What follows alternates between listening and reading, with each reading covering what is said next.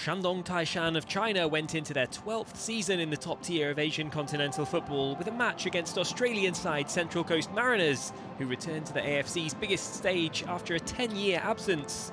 Brazilian striker Qazaishvili was the second highest scorer in last season's tournament with 8 goals, but he began on the bench with Georgian winger Valeri Qazaishvili starting on the left side and Jinhao in the middle of the Shandong Taishan attack. Last season's AFC Champions League 2 winners, Central Coast Mariners, had Englishman Ryan Edmondson starting up front, alongside the winning goalscorer from that second-tier final, Mikael, as they aimed to hit the ground running after the step up to the AFC Champions League Elite level. The visitors in black would have the chance to make the perfect start as well. Just 2 minutes into the game, Jinhao played a square ball from the right, picking out Sabit Ngor on the left-hand side, but his shot was well saved by Wang Dalai in the Shandong goal. It was a big chance for the visitors to open the scoring. But as the home side looked to make their mark in attack, a throw-in from the left set up the chance for Li Yuanyi to deliver the cross. And Jinhao got there first to glance in the header for 1-0.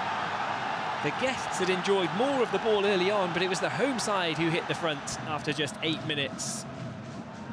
Central Coast Mariners certainly had a foothold in the game, even if they trailed. And Jinhao would again set up a chance on goal, this time passing to Lucas Maragis, who fired towards the bottom left. And again, keeper Wong got down to it. And tempers would flare at the very end of the first half. Just when it looked like the teams would head in at the break 1-0, a VAR review found that there was some holding on Brad Tapp in the penalty area. Mikael Doka would have to keep his cool after long delays and distractions. But when it was time to step up, he stayed focused and equalised for Central Coast Mariners with the last action before the break, 9 minutes into added time at the end of the first half. On the hour mark, Qazaishvili got his chance to come on for Shandong Taishan, and he quickly made his presence felt. After several skillful moments from the number 9, he skipped his way into the box, exchanged passes with Jinhao before an audacious Rabona effort, which came back off the post, denying what would have been a brilliant goal for Shandong Taishan. In the end, though, the Shandong Taishan pressure would tell. They were given far too much space to exploit, and Qazaishvili from the right-hand side lashed the shot underneath keeper Adam Pavlicic and in. The dipping effort after Liao Lisheng's pass, giving the hosts the lead.